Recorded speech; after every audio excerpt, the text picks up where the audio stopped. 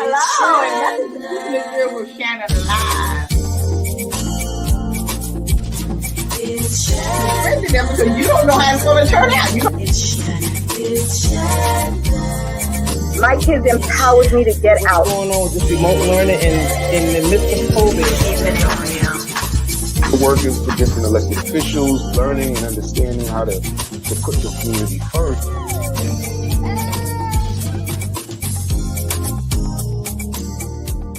Hello, and welcome to Keeping It Real with Shannon. How are you? Thanks for joining us tonight. We have a good show. We have a special guest joining us that's going to tell us about her wonderful program that she has, that she works with young people and adults as well. So we would like to introduce her at this time. Absolutely. Our guest tonight is Miss Pamela Johnson. She's a 2023 City Council District 12 candidate, known for her community activism and being a former president of the school board. She works as executive director and founder of Urban Neighborhood and the East Chester Heights Community Center. She is born and raised in Bronx and educated in New York City public school system. She received her Bachelor of Science from Pace University, and she's married and a retired MTA bus operator. So welcome our guest today, Miss Pamela Hamilton Johnson. Welcome. Welcome, Pamela. Hi, everyone. How are you? Good. You? Listen, you are such a Great. busy woman. Thank you for having me. You're welcome, and thank you for taking the time to come on and join us and, talk about your wonderful program that you have, that you work with young people, you work with adults, and, you do a lot for your community and stuff. So I know it's urban neighborhood technology for you. So why don't you just tell us a little bit about yourself and, when you started this program and why you decided you want to start such a program? So I was working for corporate America, and I enjoyed working for corporate America, but it actually just wasn't fulfilling. And I just knew that it was just time for me to give back to the community. My mother actually we were born and raised in a NYCHA development. She was a tenant association president. And it was just in my bones to just want to give back. So after I had gotten my degree, I was married. I had 3 children, and it was a pivotal moment in my life where I was in a job that I liked, but I hated the people. Like it just wasn't making it for me. And I made this choice to while I was there, to do a nonprofit. And I decided, my husband was working for transit, and I decided to just take that leap. I decided not to work anymore, stay at home with my children. And I knew that I was on a mission in a ministry, actually, to start my nonprofit program, which is in the Northeast Bronx. And I know you want to ask me questions and to lead it. So just tell us, what is the Urban Neighborhood? Okay, Urban Neighborhood is a nonprofit organization. It's actually Urban Neighborhood Educational Technology for You. So there is a educational and there's a technology component to it. And what I was realizing because it was started in 1999, that there was going to be a technology gap for those kids of color and adults of color.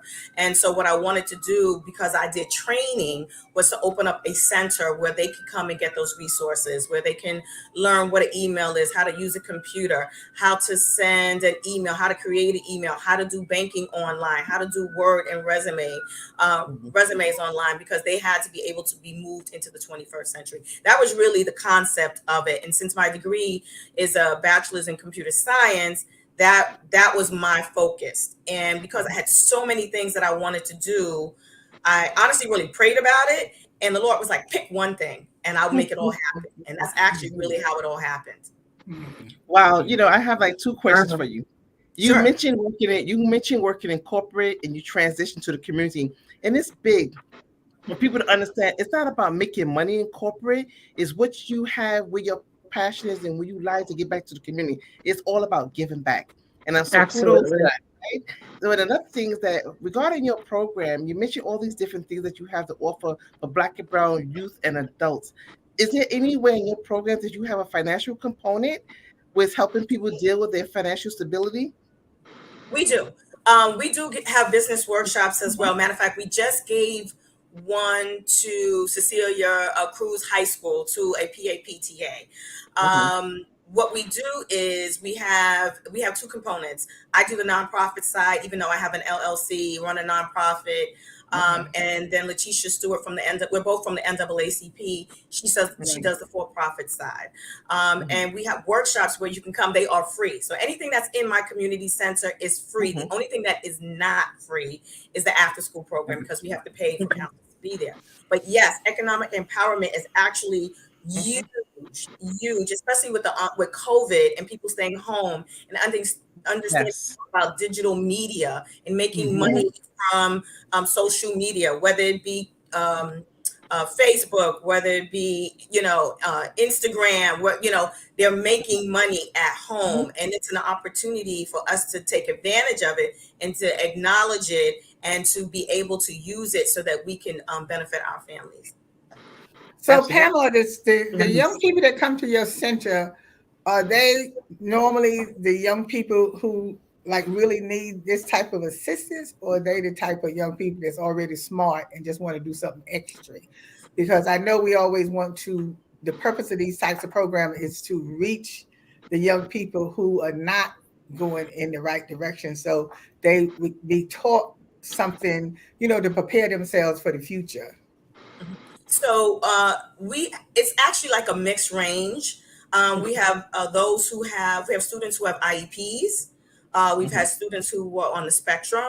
We've also had students who were in gifted and talented. So there is a mix, and I do believe there should be a mix and not just specifically one group by itself. What I like to say is that when we get our after school program, I can tell a student when they get support at home academically and when a student does not get it at home, because it does make a difference. And there are other things like poverty that really impact our students in school. So if you have a mother who's working, she's a single mother, she's trying to make it, she may not have the time to do homework. So in the after school program, we do homework help so that when she comes home, we give them dinner. Absolutely. All she has to do is put them in bed. But the thing about the after school program, and even though it's the small microcosm, it's really indicative of what the city is like. There is a bottom third of children who are in public education that really need that extra help beyond the school day, whether it be a Saturday, which we don't offer Saturdays during the school year, whether it be before school or after school. But there's a that we must catch, because reading is very instrumental. If you don't read well, then you're not going to be behind your math problem. It is just it's so important to read well, and if we can get children to do that in 3K and pre-K and read well, by the time they get that third grade ELA test, they'll be prepared for it. Well, Pamela, even though you say read well, which you are absolutely right, but the idea too is just to have the kids reading.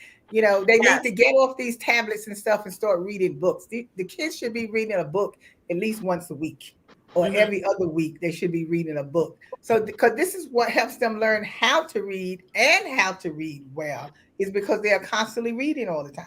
You can't read a book here and put it down and don't pick up anything for another month or two, because that's not helping you, and that's not helping the children. But the computers, they have to scale back how much time our children are spending on computers.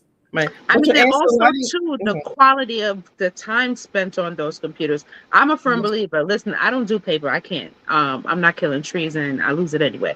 When it comes to reading books and writing notes and all the things, I do a lot of that stuff on my tablet. But if you ask, some kids just don't do well with it. You can have reading apps on their tablet as long as the quality of the work that's being done on the device is helping them grow and learn, and also reading and comprehension. Then listen, never buy a book as long as they have books on their tablet. There has to be a specific time. It's like, listen, you can't watch TV. You got to read for whatever the time frame is. Here's the app that you open up. Because I mean, books was our generation. Right, Our exactly. generation of us. You're right about that, Allison. What I'm saying is, it doesn't have to be a book. I'm saying but they have to read. nowadays do not read enough. That's why they're behind in their work in school, because even if you see them with the tablet, they're not on the tablet reading a book out of the tablet, or like you was talking about the audio earlier, the audio book, they could be even listening to that, it helps them understand the book. This is what I'm saying. You don't see our children reading like they should be reading. Right, but Lottie, to answer the question as well, yes, we want the kids to read, and sometimes you may have a single family household or just mom is there, but you gotta look and see, does mom have an IEP? Can mom read? Does mom have the time? Running 24 hours in a day. Right. 24 hours in a day. So you have some of these challenges that are within that people haven't quite come to the forefront to the table to admit that they have a problem reading. A lot of adults can't read. They do a lot of picture reading. Right. And they really cannot and they read. Put it together. Exactly. Well, that's why I brought up the question earlier about the component for the parents. Because when we're trying to get the kids, the young people to do something, that's why I think the parent needs to be involved as well, because that's how you find out, is the parent up to par to help their children with their work, or do we need to work with the parents and doing workshops with them on how to do homework and stuff? Okay, so because even with the modern stuff today, with the changing in the math, now I knew how to do math, but I can't do my granddaughter's math now. I don't know what the teacher talking about. Hi, my name is Allison. I've been helping your granddaughter with her math. What kind of graph are you talking about? I don't know what you're talking about. Right. And that's also a component too. How do we prioritize when we bring adults in these centers that may need job readiness to get a job to continue to support their family, and you're focusing on reading? So it really depends on where the priority lies as well. But if they come into the center, and I'm sure, like even in Pamela's center, if they come in there and they talking, and you find out they may need some help in getting a job or whatever, there's a lot of referrals. You can refer them to the place that would give them the help. You don't necessarily have to have it at your center, but you should always have resources that you can refer the parent to. What I'm saying is that when we talk about prioritizing reading, how readiness is a parent to come in and say, I can't read versus I need job training. I think you could do both, though, honestly, because if you can't you have to stop making excuses for people. I'm not making excuses. I'm making to see how receptive are parents to really accept the problem that they have of being illiterate. I mean, that's only individual person. There's a huge amount of parents who are illiterate. Let's just say it is what it is. Right. But I will say this: the Department of Education has something called an adult ed program. It is a free program where parents, their resources, you can learn English. You can learn English if Spanish is your second language. Is your primary language. You can get your DED. The thing is, it needs to be fully funded. It used to be like you can have nonprofits who would have GED, or they would have programs for workforce development programs, but now they're centered, right? So that means if I'm in the South Bronx, I don't know if I have the money or the Metro card to get to where I need to get get these programs. So I think the programs, especially even in the niches, need to hold that thought, Pamela. We're gonna take a quick break and we're gonna come back. It's Shannon. It's Shannon.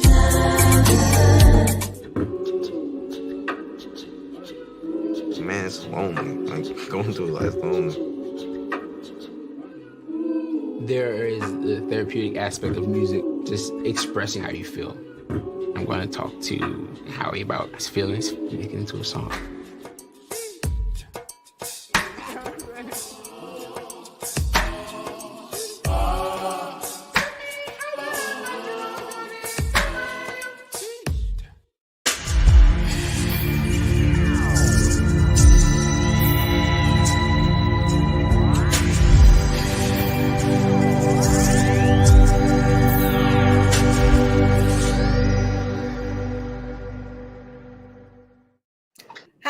everyone. We're back. We're keeping it real with Shannon. If you just joining us, our special guest is Pamela Hamilton Johnson. She has a urban neighborhood technology program that she was talking about before we went to break. And we also want to say hello to Kathy that just joined us. Pamela, you were saying before we went to break about the adult education centers. Yes, so the Department of Education, and it's almost like a best kept secret. I know a lot of people are not aware that the Department of Education has these programs and that they are free. And they're listed on the schools.nyc.gov website, and they have a host of programs you can take, from nursing to learning how to get an email, or learning different programs, and it is free. Please avail yourself to it. There are different schedules and timing of it. I'm not sure if it's in the summertime, but if you have the time to increase your skills and your skill set, please take advantage of these programs. That you can get by anything. They have most of the classes for about anything that you want to do. You can go and get your GED. You can go learn math. You can go learn a language. There's a lot of things that you can go and do. That's what I was saying about working with the parents, because we have to get them to understand that they are resources and places that you can go and learn how to also deal with your children if there's a problem. If you don't know how to help them with their homework and stuff, you can get assistance to help them. They have tutoring that you can get a tutor for your child or whatever, but you also have to be willing to take the time and reach out and get the information. It's not going to just walk up to your door. You have to also want to do, you have to want to get the help yourself. And we too, if we see a struggling parent or whatever, we have to also tell that parent, whether they want to listen to us or not, look, you can go here and get some help. You can get some assistance here. You can go up to the school. You can speak to the parent coordinator. We have to also tell people when we see that they are having a problem with their children. But we have to want to reach out too and not turn a blind eye to it. Exactly. That's what I'm saying. Right. And I just wanted to add that dial a teacher for homework is still in existence. It's still in existence. And if you have an issue, if your child doesn't understand the homework, dial a teacher. They are there. I've actually experienced it. And what is so great is that they speak to the child. Exactly. The parent, you can put it on speaker and you'll hear how to solve the problem. Exactly. And of course, there are different educational levels of, for individual parents. Some have not graduated from high school, have graduated from high school and college. There are different academic levels. But if you, at the end of the day, it doesn't matter what your academic level is. You want your child to succeed and do well. And a lot of the transition from the day class goes to home in your house and doing homework, and make sure your children do the homework. Your children should never go to school without having homework done. Exactly. That's the time to bond with your child as well. Even if it's not correct, even if it's not right, at least go back that you have finished the homework. Don't show up at school talking about, well, we didn't do anything. We didn't do it. Look, what I'm saying is we have to stop making excuses. That's all I have to say. Even I don't even want to say about the illiterate. Even if you don't understand what the child is learning or whatever, when I say that even the reading, I just use myself as an example. I don't talk about nobody else. I don't talk about myself. Now, I had to raise mine after I met my husband and we separated. I was a single parent then, so I had to raise my daughter. So what I did, I was working. I come home, I'm tired as I don't know what. When I'm cooking, I had her reading. Half the time, I didn't even know what she was reading. I had her reading because I wanted to know that she could read. So sometimes we might not have the time to just sit and be face to face, but you still could be interacting with the child while you doing your other work and stuff. You need to know that your child can read, have them doing reports, you check it. If you don't understand everything, the teacher will correct it for you when you send it. So stop making excuses. We have to stop making excuses for parents and stuff like that. You are responsible for your children. I also want to put that for graduation to come, then you want to come up and curse everybody at the board out because your child is not graduating. I mean, I just also want to add to that not everybody is lazy. Some people are just really apprehensive of kind of owning up to the fact that, they have these shortcomings or these inabilities or these struggles.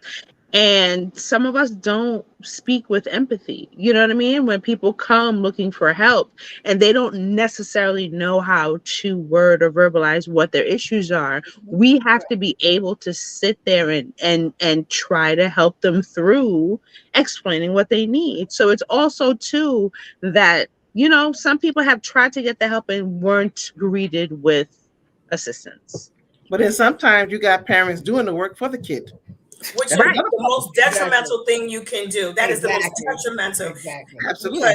Because they now the teacher thinks that they actually know the material and they don't. You don't. But I wanted to add, we also have someone, a teacher who is not on staff, but is working in partnership with us. And she's a special education teacher.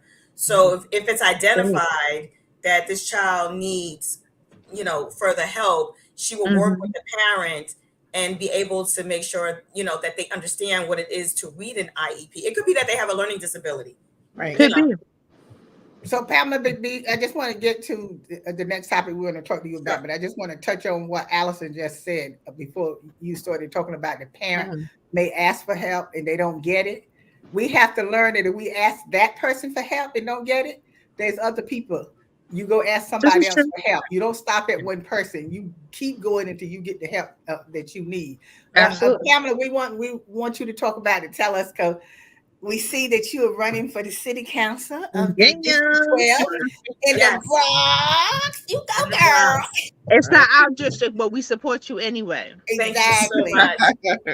So what made you decide now that you want to run for city council? And as we all say, what you gonna do that the rest of us wasn't doing? So what made me run for city council was I had an awakening, and I looked at my district. I saw that it was filthy. I saw that the seniors were scared to come home because the rate of crime had gone up. And I decided, even before I ran, that I wanted to be a part of my community. So I became the school board president in this district. I was president of the 4-7 precinct. I was the education chair for the NAACP on National Council of Negro Women. As many things that I could be so I could immerse myself in this community. And so I said, you know what? I want to take this to the next level, and decided that I wanted to run for a city council seat. I'm educated. I participate in my community. I'm aware of what's going on. And then I noticed that the seat that I'm running for, actually this district, did not have any women in office. When women take office, they are more likely to advocate for women with children, to bring more resources into the community. Absolutely. What the family goes through as leaders in our family. Yes. It's just so important that women bring a different perspective to the city council than a man would. And we have, in this seat that I'm running for, there's never been a woman in that seat. Oh, wow. Well, you would be Never been the first. In this day and age. Yes. So what I would do differently, yes, we talked about programs, but I think there really needs to take a look at the data in our community. In poverty. And I say poverty over and over again because it actually leads to a lot of things like crime, not being academically successful. You may not have you may be in a single family household. Poverty affects a lot. You may not have breakfast for your children even in the morning. They're getting to school late. They've missed school, and we don't know where they are, like where these children. So I'm more of a community advocate than I am a politician. Right? So let me just say this. I do not take outside funds from any developers. I'm not going to give you a turkey for your vote. I want to be able to be your voice in our community. It's a collective. We're together. This is our community. And just because some people participate doesn't mean you ignore everybody else. If they don't run Right. your petitions, it doesn't mean that you're not funding any other programs. For me, I Absolutely. like to fund some grassroots programs in our community who have Yes. struggled, who have never gotten any kind of money, so that we need to do a resource directory as well in this. Yes. So I felt that there were certain things that I represent, that I bring to the table, even in reference to businesses. I'm sure in other parts of the city, you'll notice that businesses are going out of business because they can't afford the Right. rent, not just the Right. rent. I'm not sure if you know this, that a lot of the landlords are transferring over the property taxes on top of the rent to Rent. business Oh. owners, and Yep. it's not sustainable. And now our seniors have to go further for the foods that they need. We have to Absolutely. go further, Right. and it's just, I just feel that, and I know this is true because I've heard this. There are many people in our community who don't want to vote because they feel disconnected. They don't Yes. want to vote because you can Right. call the politician's office and the phone just rings. Nobody calls them back. They get into office and they're not present. I will be present. I will make sure that that phone is answered and you will get a call back, because constituency services is key. It's key. Absolutely. And So Pamela, we're going to have to go quick. So tell us, tell the people how they can support you, what they need to do, so financially, or how you want them to support you, and where would they? Okay, so what I really honestly, in the beginning, I need your prayers. Pray for me. Yes. Number one, pray for me, because if God does not do this, it cannot be done. I'm a grassroots candidate. I'm not a county candidate, but I am running in this race. And what you can do is, if you know anyone who lives in the Bronx, Council District 12, tell them to vote for Pamela Hamilton Johnson. Okay.